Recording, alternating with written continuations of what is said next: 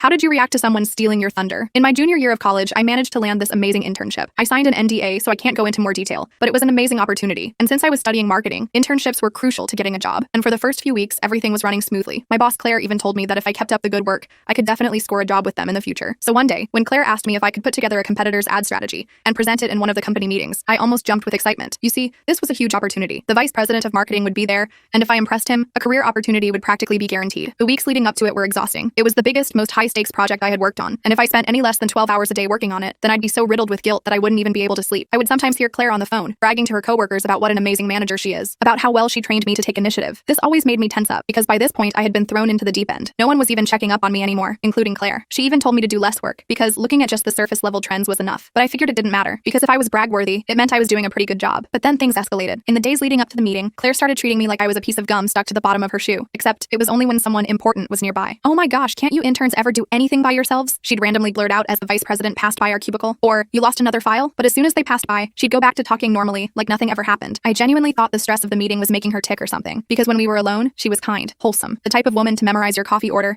and bring it in on a Monday morning without you asking. But because I still felt like a powerless intern, I never brought it up. It was only during the meeting that everything finally clicked. We had preparatory time beforehand, where I ran her through all my findings, but I was paying more attention to her reaction than my project, and I could tell she was impressed. When I was finished, she even patted me on the shoulder and told me I was going to be a valuable asset to the company. I could feel my face light up and my heart beat with excitement. I went to the bathroom beforehand, did some vocal exercises, and drank a lot of water. I was ready, more than ready. But as soon as we walked in, I realized all my work had been for nothing, because as I began to present, Claire rushed me to my seat and told me she would be presenting, not me. My face flushed with embarrassment. I immediately complied and sat down. At first, I didn't think it was that big of a deal. I assumed it was just procedure. But then she finished. Everyone was nodding, and some even had smiles on their faces, which is basically the corporal equivalent of cheering with joy. Then the VP spoke. "Wow, Claire, really strong work. I wasn't expecting this." "Thanks," she replied whilst beaming with pride. I thought it was important to dig deeper than surface-level trends. I was filled with rage. I had put over 200 hours into that project, and now she was taking the credit. But before I could say anything, someone else spoke. "How did you manage to gather all that intel?" I felt the corners of my lips threaten to form a smile. Meanwhile, Claire plastered on a huge plastic smile. "Oh, you know, nothing like good old hard work." The answer seemed to please them, but I wasn't allowing it, and that's when I spoke. "Claire, please tell us how you did it. I'm sure I speak for many of us when I say that I'm feeling very inspired by you." A few people nodded in agreement, and suddenly, the room went silent, with all eyes on a dumbfounded, lying Claire, whose face was completely red. So I swooped in to save her. "Well, I assume for the competitors' conversion tactics and touchpoint, you reverse-engineered their funnel?" The whole room was listening to me, so I stood up and began to present my project in full, with no details left out. The whole time, her eyes only got wider and wider, and by the time I was finished, I knew I had taken her soul, along with everyone else's. The vice president's mouth was practically wide open with a mixture of shock and impressiveness. The room immediately broke into uproar about how I was a rare find, and how they were definitely hiring from Claire's pipeline. My heart was fluttering. It was the moment every intern dreams about, but I was so blinded by my joy that I didn't see what was right in front of me, a storm brewing inside of Claire, and she was not letting that moment go. I soon realized how cutthroat the corporate world can really be. I can't finish the story in this short video. The full video is on my channel and linked.